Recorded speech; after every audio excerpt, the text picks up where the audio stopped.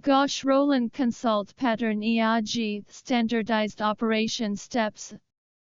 These steps are all according to 2012 version ISCEV standard for PEAG. Stimulation parameters. The standard PEAG stimulation mode is a black and white reversing checkerboard with a visual angle of 0.8 degree, that is 48 minutes, with a stimulus frequency of 4 RPS, that is 4 reverses per second, or a minimum of 100 times of averaging, and the stimulus distance is 1 meter. The monitor size is 19 inches, the monitor height is 300 millimeters, so the stimulus range is 17 degrees in retinal, as shown in the upper right image. The image on the down right is a typical PEAG waveform. Electrode selection. Gold foil and DTL electrodes are optional for PEAG electrode. Gold foil electrode cleaning. Step 1. Wipe electrode residue with wet tissue or alcohol swab. Step 2. Disinfectant choice 95% alcohol, 0.55% phthalate such as Sidexapa solution or sodium perchlorate solution, chlorine content 1001 million. Step 3. Soak the electrode, alcohol for 10 to 15 minutes, and Sidexapa solution for 5 minutes. Step 4. Clean with flowing sterile water. Step 5. The electrode should be stored in a clean box or hanging. It is suggested that the electrode should be kept away from direct sunlight or heat source. If the electrode is known to contact with the patient's damaged skin or if the patient is known to be infected with infective disease, the electrode should be discarded. DTL is a kind of single-used electrode. Patient preparation. Natural light should be kept indoors and the patient should have the best corrected visual acuity at a distance of 1 meter. Reference electrode and ground electrode placement. Step 1. Take a special skin cleanser to the lateral canthus of the both eyes and forehead and scrub strongly. Step 2. Fill 2 blue line connected reference electrodes and 1 black line connected grounding electrode cup with special electrode paste. Step 3. The amplifier channel 1 blue port is connected to the right eye reference electrode, which is placed on the outer canthus of the right eye and fixed with adhesive tape. Step 4. The amplifier channel 2 blue port is connected to the left eye reference electrode, which is placed at the left outer canthus and secured with adhesive tape. Step 5. The black port of the amplifier is connected to the grounding electrode, which is placed on the forehead and secured with adhesive tape. Tell the patient to look up. Drop 1 drop of oxybuprocaine eye drops in both eye in turn, and immediately close the patient's eyes. Gold foil electrode placement. Step 1. Bend the gold foil electrode gently.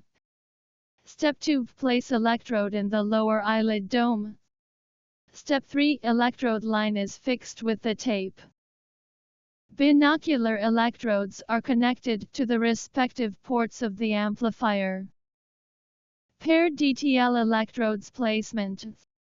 Step 1. Remove the sticker at both ends of the electrode to show up the sticky surface. Step 2. Attach one side of the electrode without the port to the inner canthus. Step 3. The patient opens the eye and the electrode line from the inner canthus to the outer canthus or from the outer canthus to the inner canthus is placed into the cornea or conjunctival sac. Step 4. Place one side of the electrode with port at the outer lateral canthus. Step 5. Insert the special electrode connection wire into the electrode port. Binocular electrodes are connected to the respective ports of the amplifier, same as gold foil electrodes. Cassette roll type DTL electrode placement. Step 1. The electrode should be cut into 2 pieces, each about 5 cm. 2 pieces of adhesive tape with different lengths can be used at both ends of electrode. One end should be remained with connecting end. Then to paste and fix on the desktop for later use. Step 2. Attach the side of the electrode without a connecting end at the inner canthus. Step 3. The patient opens the eye and the electrode line from the inner canthus to the outer canthus, or from the outer canthus to the inner canthus, is placed into the cornea or conjunctival sac. Step 4. Place one side of the electrode with a connecting end at the outer canthus. Step 5. Clamp the dedicated electrode connector to connecting the electrode end at the outer canthus. Binocular electrodes are connected to the respective ports of the amplifier, same as gold foil electrodes. Software operation steps. Select VPEIG.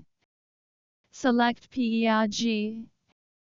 Enter the patient's first name, last name, date of birth, sex, and click Store Patient to save the patient information. Click Yes to save. Click Lower Right Impedance to measure the impedance. The international standard requires that the impedance should be less than 5 kΩ. The difference between active electrodes and reference electrodes is less than 1 kΩ. If the active and reference electrode impedance exceed the requirements, the ground electrode position shall be wiped again with force. If the impedance of one of the reference electrodes exceeds the requirement, the responding outer canthus electrode position is wiped forcibly again to reduce the impedance until the impedance value meets the requirement. The impedance of the active electrode placed on the cornea is generally acceptable. Close the electrode test window. Click Start to start the check, averaging at least 100 times each time. If the waveform was too small, the averaging could be up to 300 times. Repeat 2 or 3 times in turn. Results analysis. Click Menu Analysis, and then click Save Examination in the upper right corner. Check each result in turn at the analysis interface to see if the marker is at the corresponding trough and peak. If the marker is in the wrong position, the marker should be moved manually, and the vertical scale needs to be adjusted by plus and minus in the lower right corner. In general, the vertical scale should be fixed at a reasonable scale, so that the abnormal results are more intuitive. PEIG case analysis. The first thing we do is look at the patient information in the red box number 1.